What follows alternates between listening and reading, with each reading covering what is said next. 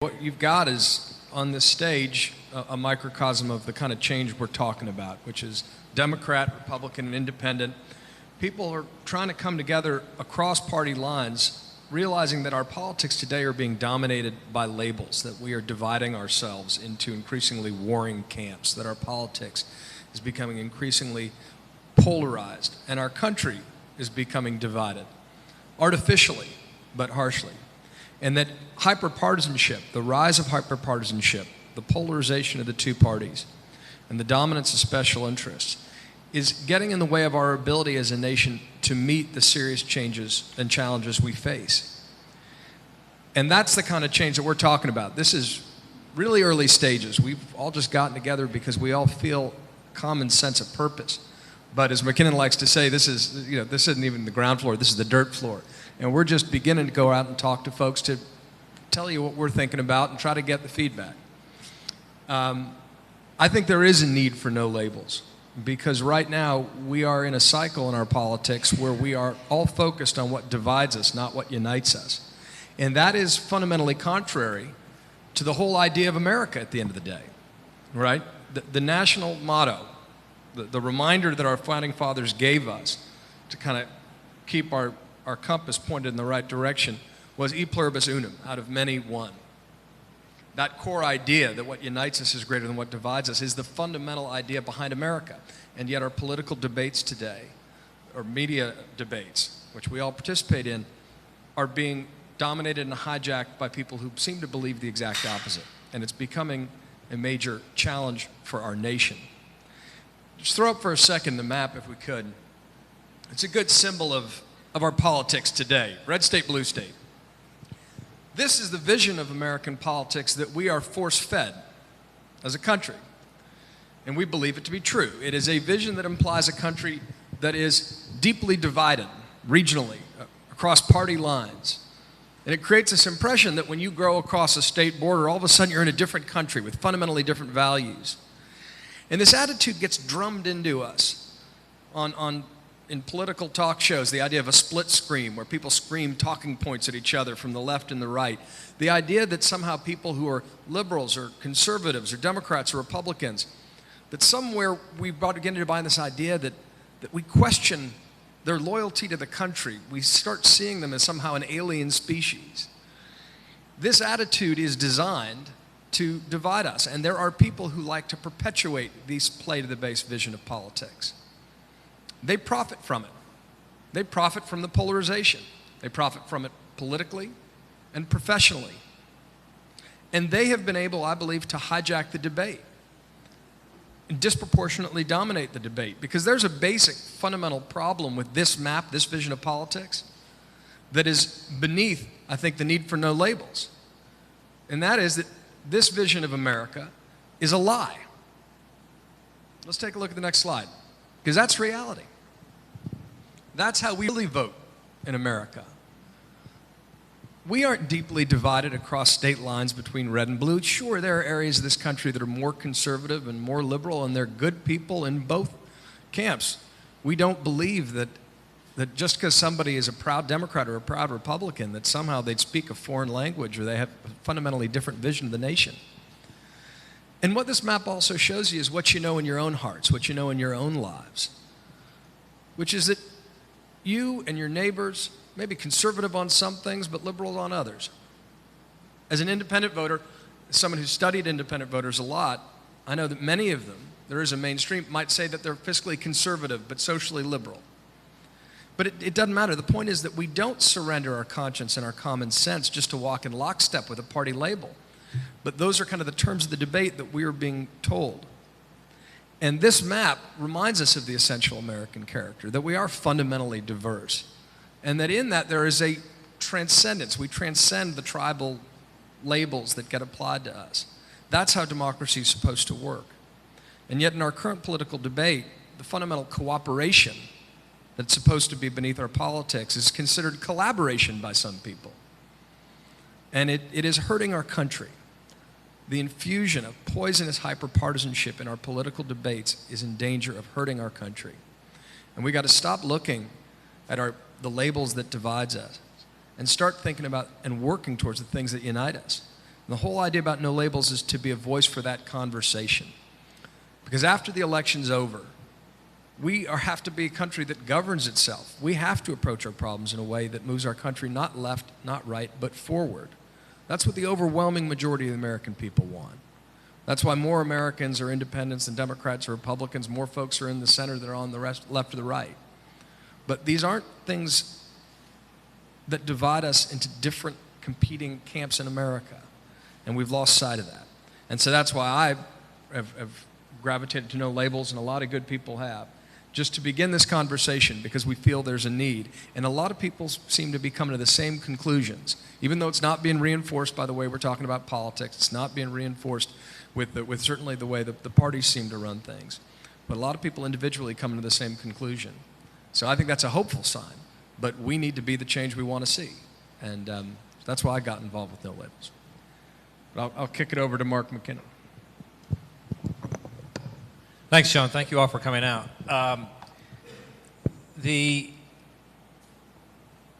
It's been amazing for us as we've gone across the country and had a lot of different kind of dialogues like this to see, to reinforce something that we thought, and that was that there is an enormous appetite in the country for a voice for the vast middle of America, which most people don't feel is being represented today. We've got hyperpartisanship on the left, we've got hyperpartisanship on the right, and if you watch cable television or you go to Washington, you would think that because of the dominance of those voices, that they somehow represent America, when they don't. We come to Little Rock or Austin or Chicago, go across America, and we discover that, which I'm going to show you some of the research, that it really doesn't represent America. And the problem is that this is at a time when we face some of our greatest challenges ever historically. We have some of the most pressing, urgent needs that we've ever faced. And at that time when we have these urgent needs, we have a government more paralyzed than ever before because of a lot of reasons. But it is a polarized, hyper-partisan atmosphere in which people are calling the president a liar, in which we have the media is complicit on the left and the right because they're doing it for ratings. Yeah, I'll just give you a quick, I was on a cable talk show recently, and I was kind of talking about this sort of idea about how important it is that we have a dialogue, that we discuss these problems and try and work together in a common effort to solve the problems. We went to the commercial break, and this cable TV talk show host turned to me and said, "Would you cut the bipartisan crap and just throw me some red meat?" You know? That's what we're dealing with. That's how the media is organized and thinking in Washington, D.C. these days. John mentioned the Latin e pluribus unum, out of many comes one. Well, the politics we have today, the Latin for politics is poly, many, ticks, blood-sucking insects. And it's been fascinating to me. I've had an unusual political history because I worked for 15 years for Democrats, and then for the last 15 years I've worked for Republicans. I've always been I call myself a radical centrist. I was once a little left of the line. I'm now a little right of the line. But I'm sort of, it's a very lonely place for me now in the Republican Party because I feel like it's being dominated by Rush Limbaugh and other voices. But I also have the unique distinction. Well, I think I'm like a demographic cell of one because I say nice things about both President Bush and President Obama, and I get attacked by both Keith Olbermann and Rush Limbaugh. So, and we're concerned because good people are being driven out of politics, and good people aren't getting into politics anymore. And who can blame them? As you look around the political environment and you see how poison it is, why on earth would anybody want to be in public service? So the real genesis of this effort is we're trying to create a chorus and a representative voice for the millions and millions of America in the vast middle. And that's a pretty loose definition, but I think most Americans find themselves somewhere in that spectrum. We don't expect everybody to agree on everything, but we expect that we can have a civil dialogue. The problem is for anybody who exhibits that kind of behavior of being civil, of actually talking about principled compromise or extending an olive branch to the other party, they get branded as traitors right now in Washington. And they get punished for their behavior. And they get rewarded for being partisans, because the only voices out there are Move On the left or the Tea Party on the right, whatever it may be, but there's nothing, there's no voice in the middle that will come out and reward somebody for good behavior. And so that's the idea of no labels. We want to create a voice that represents the vast middle of America, so that when these issues come up or people demonstrate bipartisan behavior or cooperation or compromise, that there's something out there.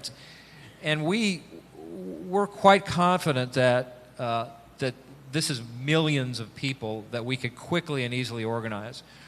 I think that from the people that we've seen that come out to these sort of meetings, I think the numbers are much bigger than the Tea Party, much bigger than Move On, and with enormously vast potential. So that is our goal, and Kiki's going to talk a little bit about specifics in terms of what we're trying to do and when we're trying to do it. But I've been involved in this sort of at least idea for a while, and I've never seen the appetite greater, the potential greater.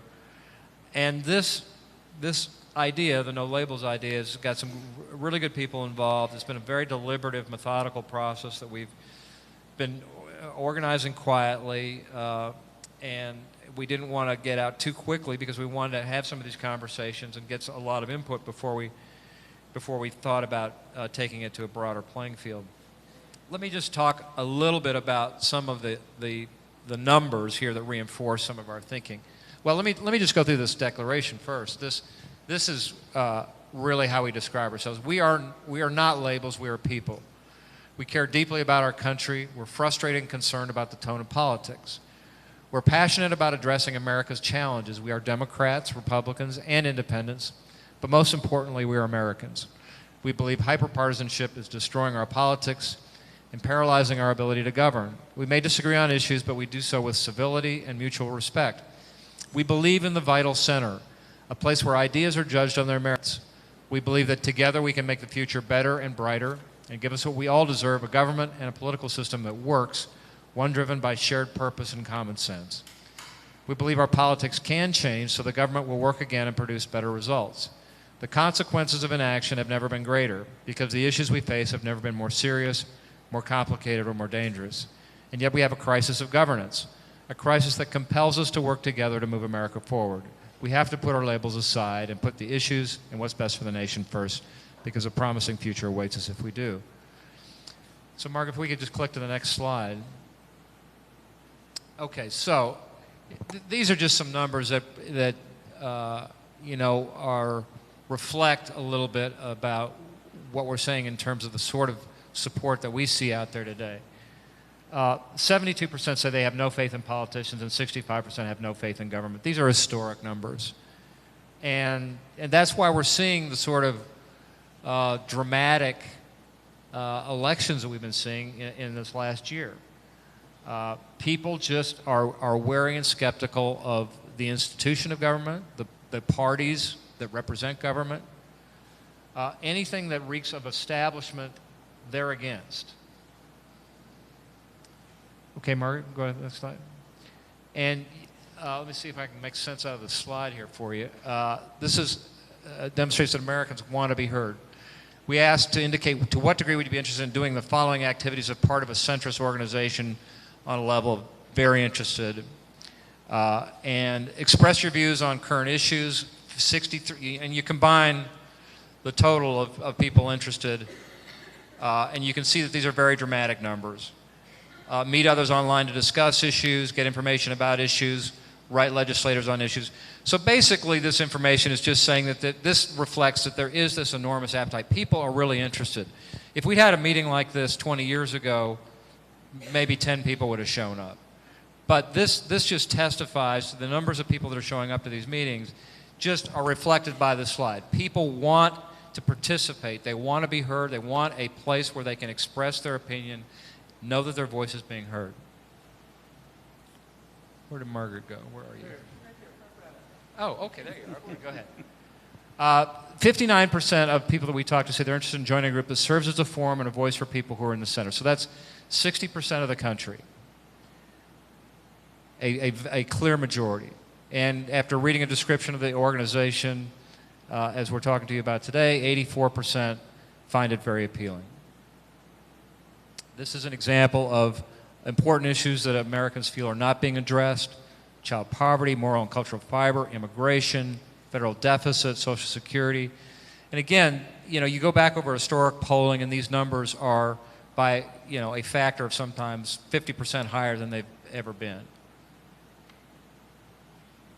73% of Americans agree that today's difficult but important issues have been sidelined and not discussed or addressed due to current ideology.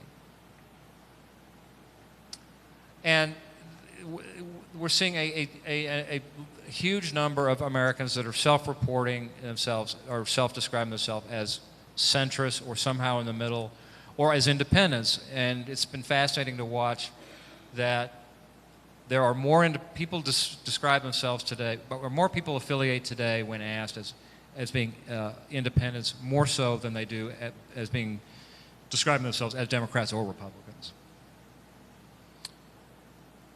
This is just an ongoing perception that the media tilts left.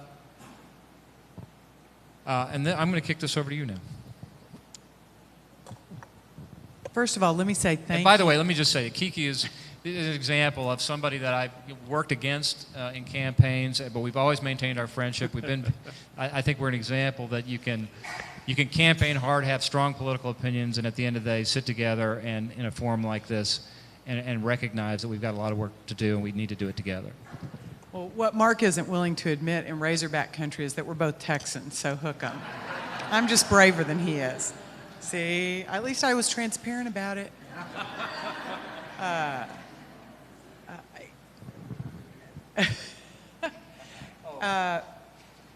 The first thing that I want to tell you is that I'm a Democrat, and I am a very proud Democrat. And I have a really hard time seeing the day when I won't be a Democrat.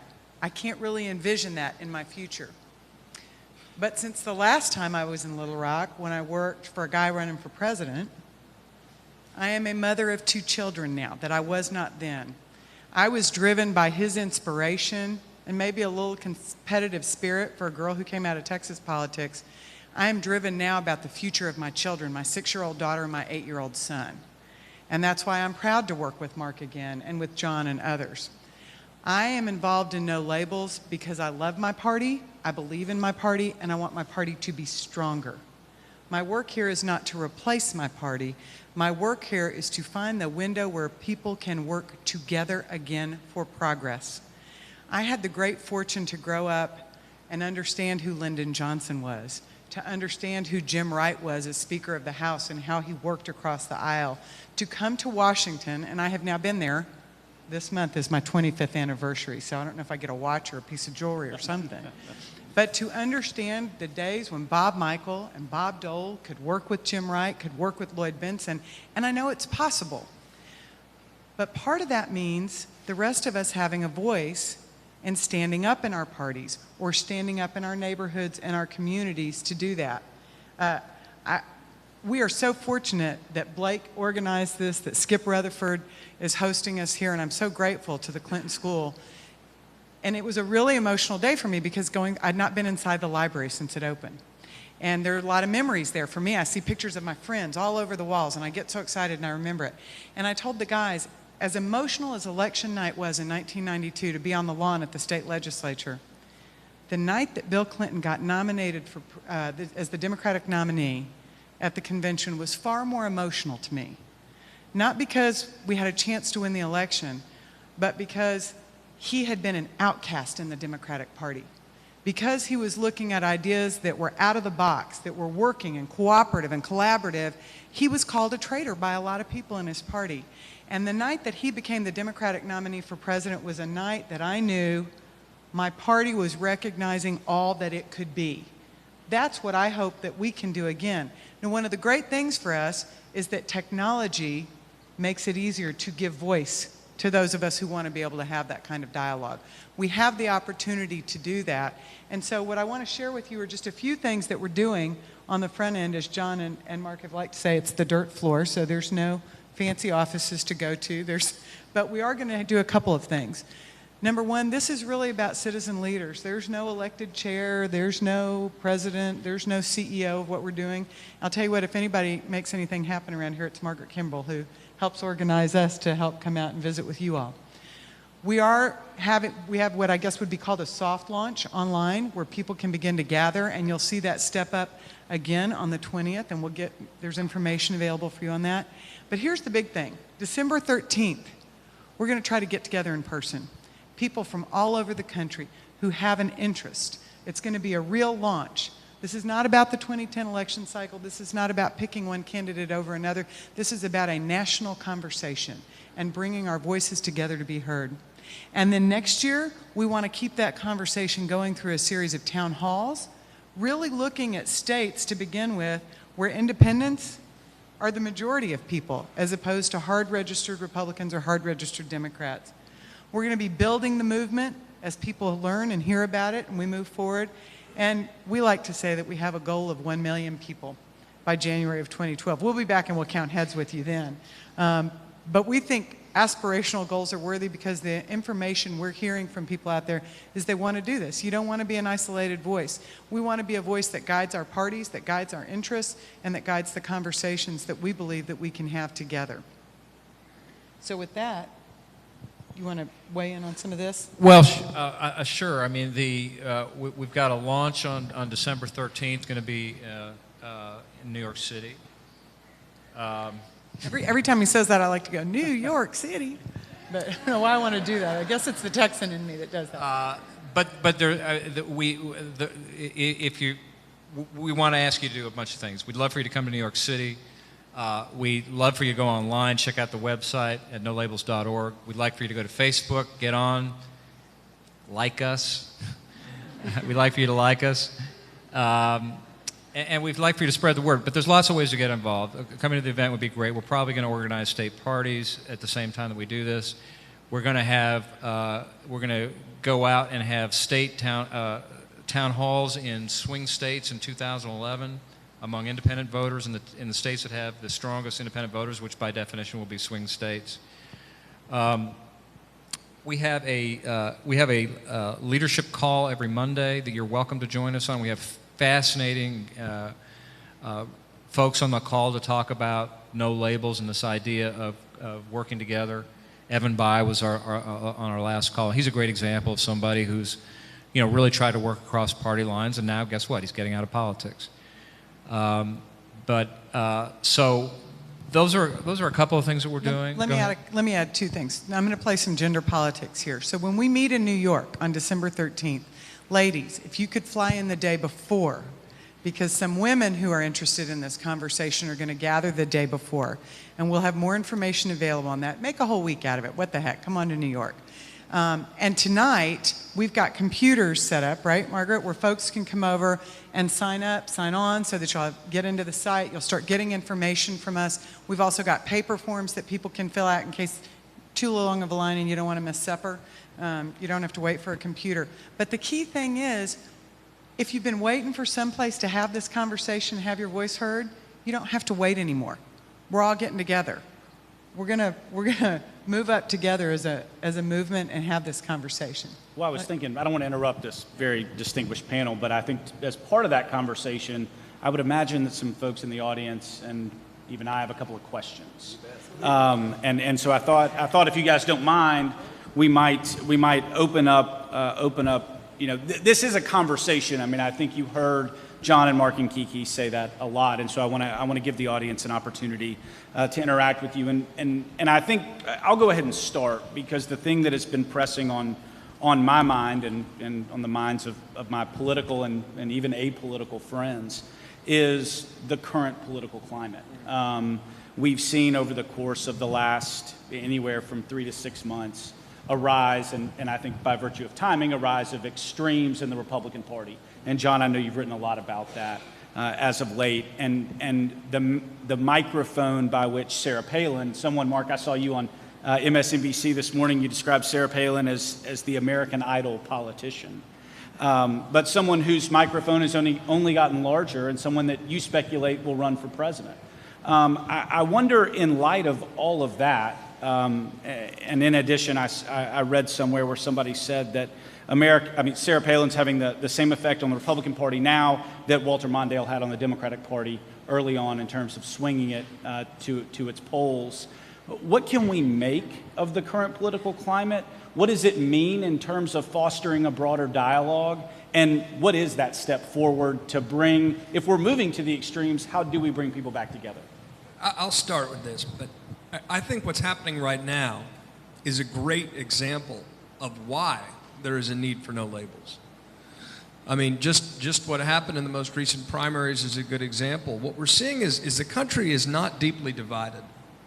Even in the 2008 election, it's important to remember that the nomination of John McCain was itself, I think, a statement. A lot of people thought it was impossible. He did not pursue, Mark can speak to this in first person, a play to the base approach to that nomination.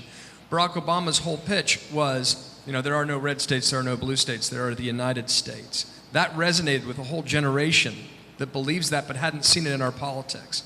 And I think the American people did send a very clear message in 2008 that they wanted to turn the page on the age of polarizing play to the base politics. But what's happened is kind of stunning, and it's the book I just wrote, Wingnuts, is about how this happened. I think we've seen our country and our politics and our political debate hijacked by a comparatively small number of folks on either side, because there's an interplay between the extremes, who want to perpetuate play to the base politics. And they will do it by any means necessary because they profit from it. That is the playbook they know how to run. And the problem is what may be good for ratings in the case of the talk radio model, which has, there is no such thing as too extreme, right? I mean, the talk radio uses conflict, tension, fear, and resentment to increase ratings. Now we've got a whole generation of politicians who are starting to use conflict, tension, fear, and resentment. The problem is, hate may be a cheap and easy recruiting tool, but it can be murder on a democracy, and that is what we are seeing today. The hopeful part is that there are more of us than there are of them, the professional polarizers on either side. But they have been able to dominate the debate, and that's what we need to push up against. That's why there's a need for something like No Labels, to be a move on for the middle, a group that can actually get the back of those politicians who have the courage to reach across the aisle. Because these days, all they're doing is taking buckshot out of both sides. They got no one who's defending them. They're getting killed in a closed partisan primary if they could win a general election. And what happened with Mike Castle and Christine O'Donnell in Delaware is a great example. So the bad news is our politics are being disproportionately dominated by a comparatively small number of folks. The good news is that we have the numbers on our side, that independents are the largest and fastest growing segment of the electorate, that there are more folks in the center than there are in the extremes. But we do need to start standing up and straightening our civic backbones to restore a sense of balance to our politics. It's a great question, and I think John's touched on it, but I think that there is a convenient, albeit misleading storyline that's been written by the press because it's easy and it's fantabulistic and it's dramatic, but it doesn't get at the real truth, which John touched on. I think that the Tea Party phenomenon that we've watched and what's happening in these primaries is just a reflection of a much, much bigger phenomenon that's happening in the country, and they represent a tiny, tiny piece. And that's what's frustrating to me, is because I don't think it represents the much bigger picture and the much broader voices in America that have a frustration, a concern, but it's much different. In fact, it's completely different in terms of what most Americans want to see as a result. But the storyline has been written by races and primaries that are being represented by not millions, but thousands of votes, sometimes hundreds of votes. I mean, Senator Bennett in Utah, I mean, that was some, I can't even describe the process, some closed caucus. Okay, yeah. So, I mean, that was decided by a handful of people and again, so what some political elections and things that have happened in primaries that have been decided by a handful of people have suddenly become this huge storyline about what's happening in America, when I think that that's just a very tiny piece of a much bigger story, which is that there is a much larger constituency that hasn't yet been organized or given voice to, which has a much different approach to solving our problems. So that's why we want to organize and let the media know that, I mean, if we do this right, then we can be a force, and we can be a storyline. And I think that the storyline is starting to be written. I mean, you look at this data about people who are describing themselves as wanting different alternatives, describing themselves as the middle.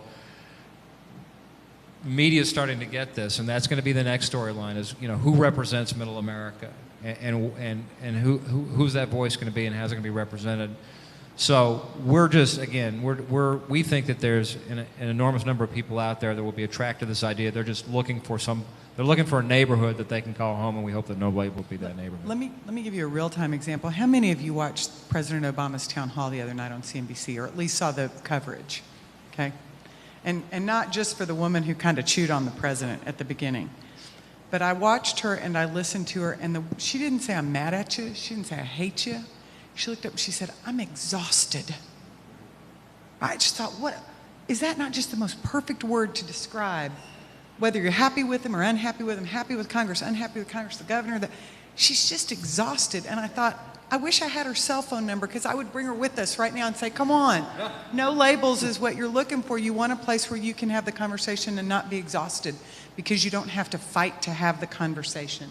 And you don't have to fight to say, this is reasonable, and this is, we want to give you, an elected official, the oxygen in the room to have an honest conversation, an honest debate, to come up with a reasonable solution to what we need. And I think that is a real demonstration of who I think a No Labels citizen may be, is the woman who stood up in that town hall the other night.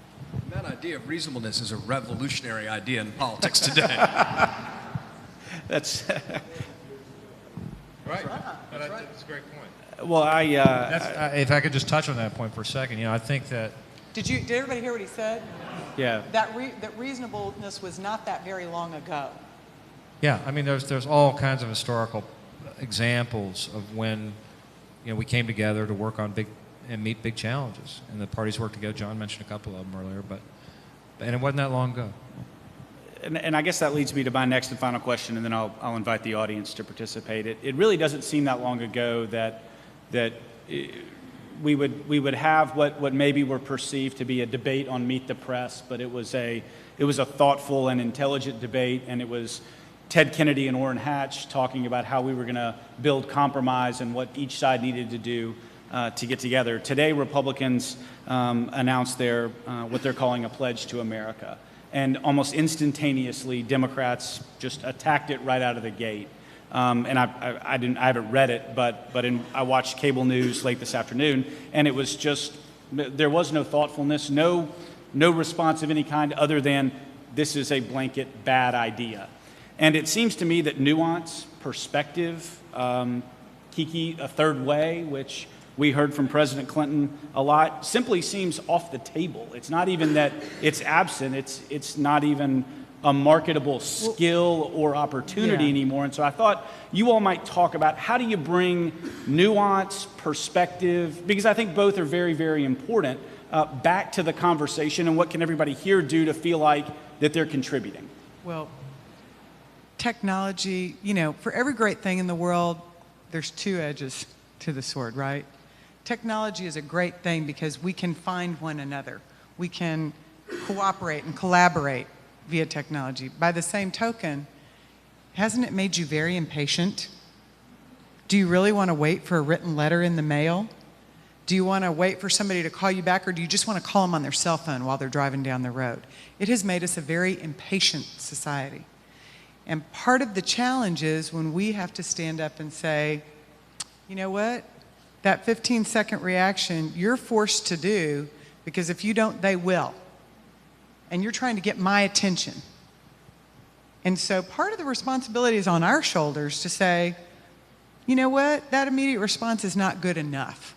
I want something more. And I'm going to ask for something more. And in fact, I'm going to tell elected officials I want something more. So I'm going to actually say that we have some personal responsibility in this conversation. I love your point about nuance, and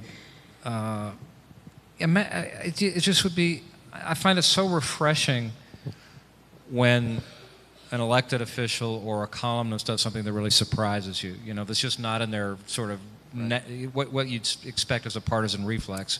And most columnists, political columnists, and most representatives are unfortunately entirely predictable. You know exactly what they're doing, exactly what they're going to say. And as you said today, it was entirely predictable to see the response.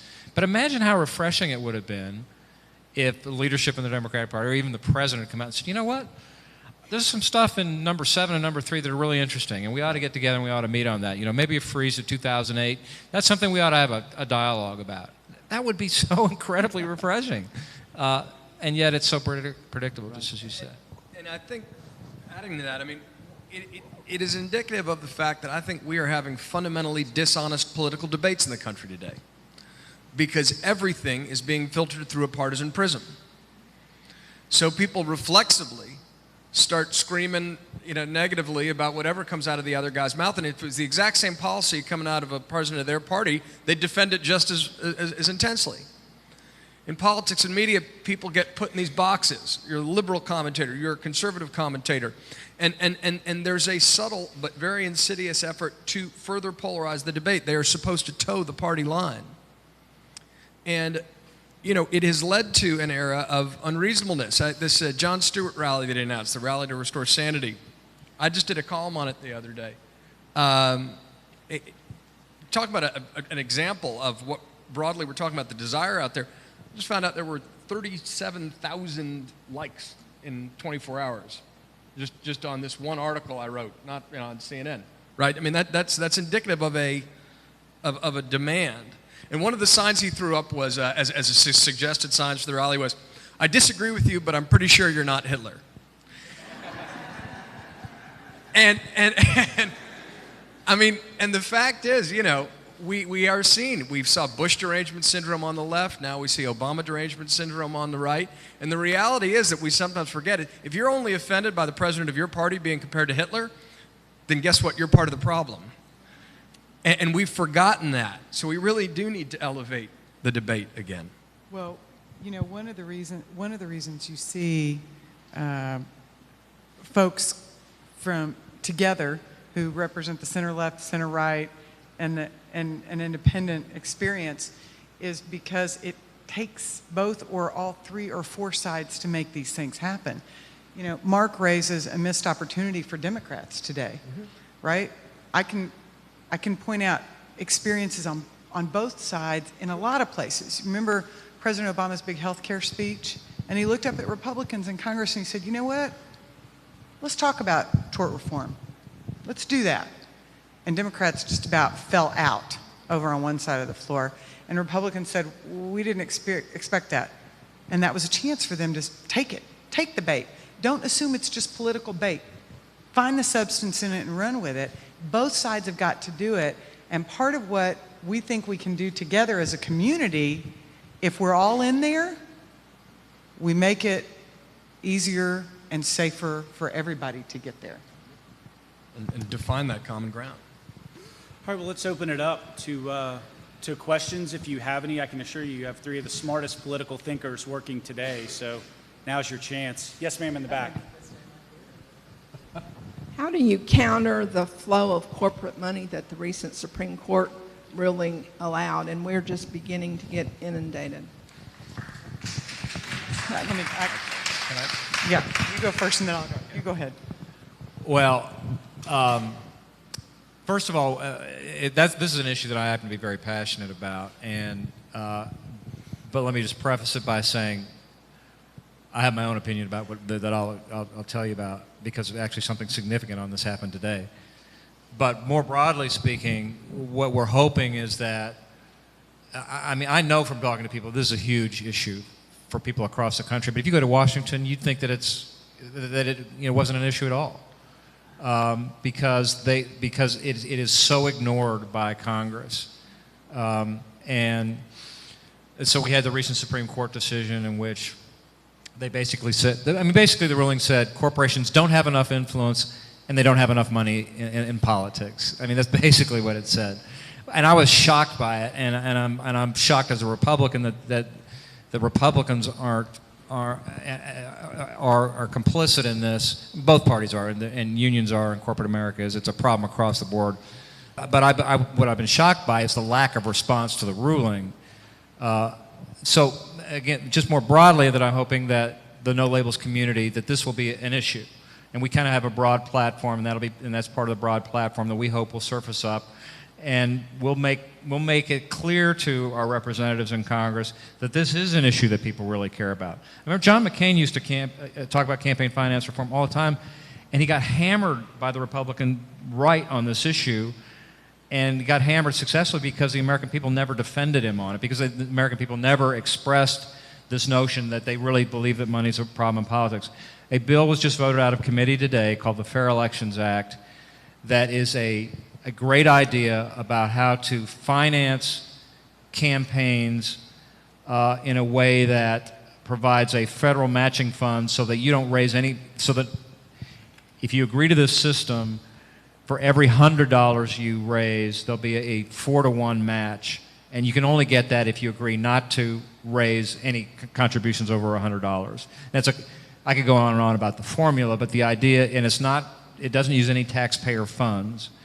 It's funded by 10% of the broadband spectrum sales, and by doing this, we can get money out of the system so that people don't have to spend their entire careers when they're running or when they're in office. Evan Bayh said that when he first went to Congress, he'd spend 4 years governing and 2 years raising money. He said now it's 6 years. He spends the whole time raising money, and if they're spending all their time raising money, that means they're not doing the public business. How can they be focusing on public policy? And so I think that's a big part of the problem. But anyway, take a look at Google up the Fair Elections Act. It's a really good idea, and I'm hoping that we're going to get some traction on it. And let me remind you that McCain-Feingold, which at the time was the groundbreaking election finance reform, that a lot of people went way out on a limb to support, and voters gave this much credit to the people who supported it. Senator Feingold, Senator McCain, all the members in the House and Senate who voted for it. Parties looked up and said, well, what did we go to that effort for? Because it dried up our coffers, and no voter came to us and said, I'm going to vote for you because of that. So again, this goes to our voice. Where is our voice? We can't just say we want it and then not be there for them when they give it to us. And the final bit is, if you think politics are ugly now, just wait till what's next. There's going to be a lot more money, a lot more special interest money, and it's going to turn up the heat. It's going to be a lot more heat and even less light, which means it's even more important for us to be a countervailing force. That's why it's more important than ever that we organize. And the fact we've got social media now is what I think makes this possible, to help unite people who haven't been hardcore partisans and joiners maybe in the past. But if you're troubled about the ugliest in our politics, that's a major reason to get involved, stand up, and create a counterexample, because we're going to need it. Well, and as a result of that ruling, as you saw in this most recent Senate primary, unbelievable amounts of money are being spent, because you can have, let's just take on both sides, the Chamber of Commerce and or the unions can look at a state that's a low-cost state like Arkansas and say, we want to go buy a senator and spend millions and millions and millions of dollars. Yes, ma'am. Thank you. I'm a little confused about this. I've read the material, and it says we're all going to get together and we're going to talk and express our opinions. But that's not, I'm trying to figure out, where are you guys going with this? Are you going to get a consensus and become a lobbying organization? You're going to run candidates? You're going to back candidates? Because there are a lot of other organizations. I mean, you can go online now and you can put all your opinions in that you want, but I cannot figure out where you're going other than we're just sitting here and we're all going to give nice ideas and talk. Somewhere down the road, there's some place that you guys want to be, and I'm thinking that where you want to be is either you're going to be running independent candidates, going and lobbying, or, actually I almost felt I was sitting here at the organization of the centrist Tea Party. right? You know, just people. So. Here's where my take is on where we are. Part of this is going to be, it's not for the three of us to decide exactly where we should be and what we should do. There is no secret document that says we're going to run independent candidates or become an independent party or any of that. But part of this is, for a movement to grow, you have to have a place to engage with each other. I think our hope would be that then moderates could look up and say, yes, we can go and tell somebody when they're doing a great job. We have the strength of numbers with us as centrists and as, I would say, nonpartisan, because it's not just bipartisan, to go in and say to elected officials, that's the right thing to do. It doesn't mean necessarily a formal lobby organization, but it does mean that a movement can have a voice, and the voice is stronger with a larger collection of us. Yeah, a lobbyist is somebody who's hired to go to an office and make a call on a congressman or a senator, and there's a, you know, arguably a legitimate role for that. But we know from experience that it is much more effective when you provide a mechanism where you can channel opinions through letters or through calls or whatever. I mean, Move On's done it on the left. Other organizations have done it on the right. I mean, you can look at lots of different organizations, and it's effective. They've had an impact. So we're going to do the same things that the NRA does or Move On does, but it's going to be decided by the community. We're not going to dictate from here what that'll be. But one of the things that we might do, and we're considering doing, is that because of the primary process today, because of redistricting and gerrymandering, they have become extremely polarizing primaries. I mean, we're electing most of the time people who don't really represent the broader constituency. So, and you can see, I mean, we saw in the Republican Party recently what happens to experienced, qualified,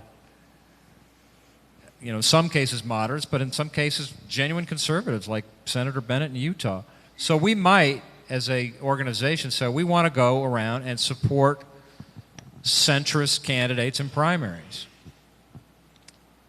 We're unlikely to get involved in general elections because we don't want to be picking a candidate on the left or the right, but we're going to give voice to policies, and when, you know, if Lindsey Graham decides he wants to work with Senator Kerry on a piece of environmental legislation, he's getting attacked by Rush Limbaugh, we can come out as no labels with 1 million people calling his offices saying, keep going. And those are just a couple of examples. And that's the point. There is no force right now that creates a reward, an incentive for people to do what we think is the right thing in Washington, to reach across the aisle, to try to solve problems, to define that common ground and then build on it. And what you've got is situations like in Delaware, like we just saw, with a closed partisan primary, where a candidate who had 5 in-state donations the whole previous quarter all of a sudden gets $250,000 from a national activist organization and is able to win that primary because there's no countervailing force. There's no one to stand up for the folks in the center, no matter what party they're in. So it's about changing the calculus. It's about changing the incentive structure that exists in Washington, in politics, in our political debates, so that folks in the center feel that they have a group that's got their back, that there's a grassroots movement that's got their back. And for the great moderate majority of Americans that feels politically homeless in our political debate today, as so many do, it's about providing a home. It's providing so that all of a sudden our force can be felt in real numbers. And that's something I think our politics are really missing right now, and it's one of the ways that enables our politics to end up being hijacked. Yes, sir, in the back. Hi, my name is Andy Lewis. I'm a student here at the Clinton School. First of all, thank you for being here. We really appreciate what you brought to us. My question is, I know that you talked a lot about social media. I'm wondering what the mainstream media, if you could give specific examples of maybe opinions that you've heard, and further, if there are certain politicians or people in government who you've spoken to and what their reaction has been to the idea of a movement that combines both parties. Well, I'll take a stab at it. We have purposefully not gone very public yet, and because that's what we intend to do in December. But we know from the daily work that we do, and from a lot of other things, that there's enormous interest from the media in trying to figure out what's going on in this country. And like as I said, they've sort of, you know, the they chase shiny objects, and the most recent shiny object is the Tea Party. But increasingly, we're getting calls about, what's happening with independence. What's happening, does this really reflect independence? But because the Tea Party really doesn't. I mean, that is a conservative populism, and we know that we've talked to there are elected officials that are very interested in what we're doing. We're not going out of our way yet to talk to too many because we would rather talk to people first, and because we really want this to be a bottom-up movement and not a top-down movement. But we believe ultimately one of our goals is to try and create a voice so that people like Evan Bayes won't feel like they have to leave Congress because they don't have any support anymore.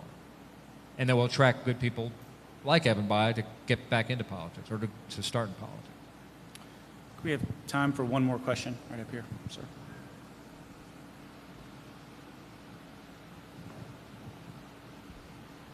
I'd like to thank you all for being here. What I'd like to ask is, you said you want to change the incentives for politicians. Personally, I feel the incentive for politicians is money. And I just can't, and I've looked at both parties. I grew up, I've got a brother that's Republican, I'm a Democrat, or was. I just feel the problem in this country is when you have 25 hedge fund managers making billions of dollars a year, and the middle class is going down, how are we going to change that? Let me ask you a question. When you say you believe the problem with politicians is money, is it about, are you saying that it's their own desire to enrich themselves financially, or that because they have to raise money, that they have to sort of be beholden to rich people who can contribute to them? Or doing the bidding of those people. I feel the honesty of our politicians has just gone down the tank in the last 20 years. They're more concerned about themselves and power than the people. See, that's what I really feel. You raise an interesting point, and I want to address it in this way. One of the real tenets here, to your point, what do we want to be when we grow up, right, is the eradication of hyperpartisanship, okay? Where does hyperpartisanship come from? Hyperpartisanship, in my mind, comes from a desire to crouch down and hold on to what you've got. I've got this congressional seat. I've got this Senate seat. I've got whatever position I've got. And so it doesn't really matter what it means for the greater good of a public policy solution or the health of my own party or working with a colleague from a neighboring district. I'm just going to throw the bomb out there to blow up that road and make sure they can't get to me, okay? That's a different way of articulating. You're talking about the financial aspect of it. If we can reduce hyperpartisanship, that doesn't mean there aren't days that Mark and I are going to have a big old cat fight over something. Something that's just in the core of what we believe, that we just fundamentally disagree. But we can't allow every issue to reach that level of hyperpartisanship. And what you're seeing now is the bomb throwing before the conversation, simply because it's protect my fort at all costs. And it's not even as a whole caucus for either Republicans or Democrats. It's in individual elected offices holding that place forever. Well, first of all, you are the voice of so many other people. I mean, because the bottom line, what you said is, I don't trust them. And that's what's happened. People have just lost trust in government and in the people who represent government. And a lot of people believe that money is at the root of that. And I think it's a big part of the problem. And there's some policy initiatives like the one I mentioned earlier that I think will begin to get at that. But the other answer is that at the end of the day, money matters to politicians and elected officials because they think they can use that to help. Ultimately, what they care about is power. And if money is a means to retain power, money's important. But if there are other ways to influence power, meaning millions and millions and millions of people banding under some umbrella, that can mean more than money. If we can get 5 million people calling into a Senate office on an issue, that's going to have more influence on that senator than $5 million. So you're right, it's money, because usually that's just translating to some form of retaining power, but if we can amplify our voices, it can have more power than money. And I think that breakdown of trust does come from this sense that no one's looking out for the national interest in politics. People are being driven by special interests and by their partisan special interests.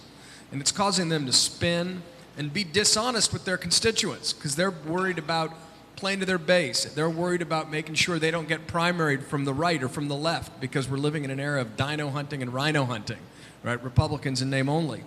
And this is exacerbated by the close partisan primaries and the redistricting. And the reality is that elections in America, general elections anyway, are decided by moderates and the middle class. And what we've got is a system that isn't focused on that great middle of America right now because it has been divided in such a way that has enabled the politicians and enabled the parties to be more polarized than ever before, even though there's evidently there's a disconnect with the moderate majority of Americans. Look at the wedge issues, all these culture issues that are used to divide us so often. The reality is that we're not so deeply divided as the American people. The activists are on either side, the elites are on either side, but the vast majority of the American people aren't. And by being divided, and it really is a cynical process of dividing to conquer, we're defeating ourselves here at home. We're diminishing our greatness. We're cutting our strength in half. And so it is about changing the culture of politics. And it is a daunting task. And this isn't just about creating a kumbaya caucus. This is about planting a flag and creating an alternative. And trying to make people realize that there's an incentive in trying to reach across the aisle. In the old approach to politics where you try to win over the reasonable edge of the opposition rather than just narrowly playing to your base, that there's a strength in that. And that's what our founding fathers really wanted us to do. They warned us about the jealousies and the cycle of revenge that gets created. Go read George Washington's farewell address to the nation, the section on partisanship, where he worries. He says, be very careful about the rise of parties because they will turn Americans against one another with jealousies and ill-flamed passions, and the fire which can warm us can also consume. And that's sort of the point we're at. We got a whole generation that's excited about, got engaged in politics, and now they're looking at what's happening, and I think they're somewhere between apathy and alienation. They're wondering if it's really worth engaging in the debate. And I think we do need to create that space to say, no, if you're doing this for the right reasons, if you care about the national interest, that politics is the place for you, that it's not just going to be dominated by the special interest forever, but that means standing up. That means standing up and straightening our civic backbone and creating an alternative. And that's what we're trying to do with No Labels. All right, well, let's join for, I'm sorry, we're going to do one more question? Okay, sure. Sorry. Bob, can we get him a microphone? Sorry, we've...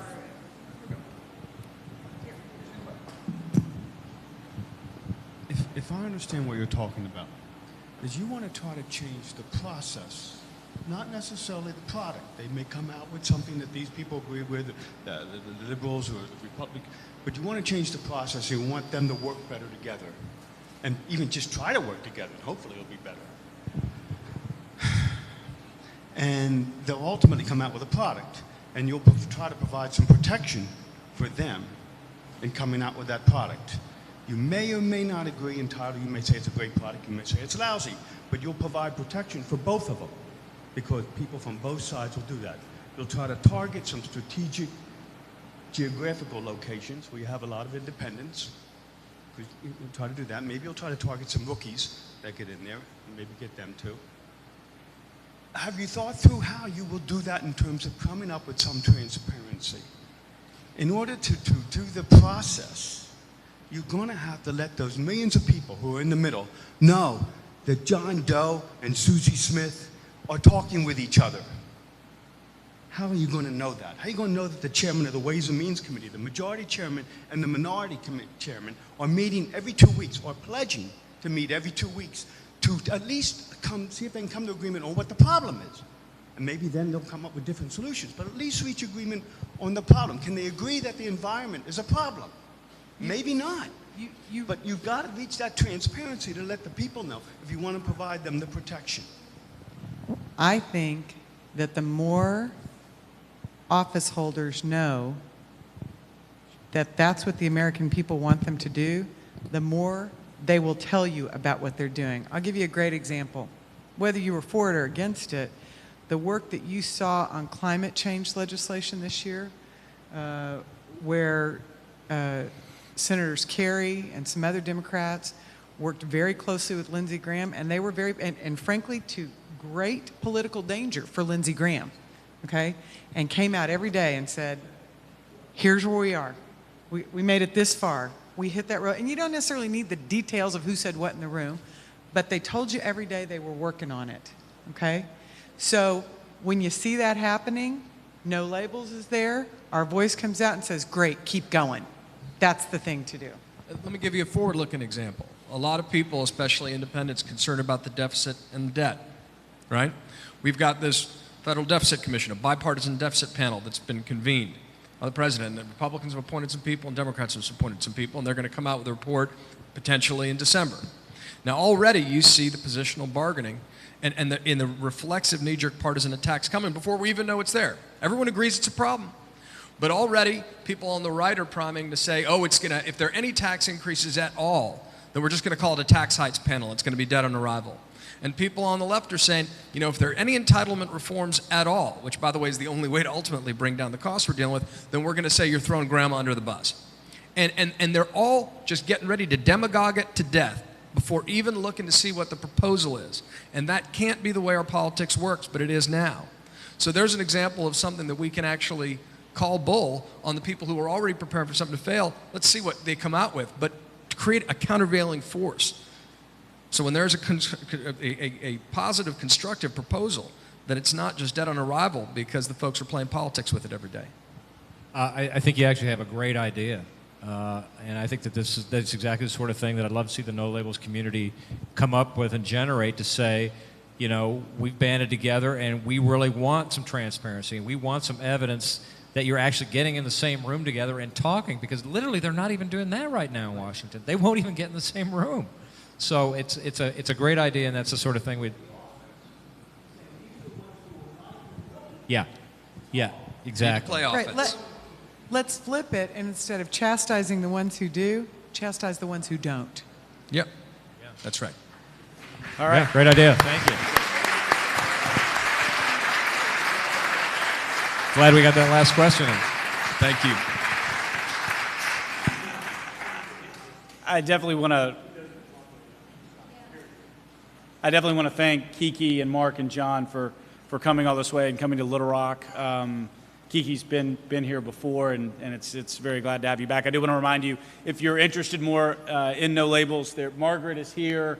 There are computers here, or on your own time, visit nolabels.org or join them on Facebook, follow them on Twitter. Lots of other great information, and again, thank you all for coming.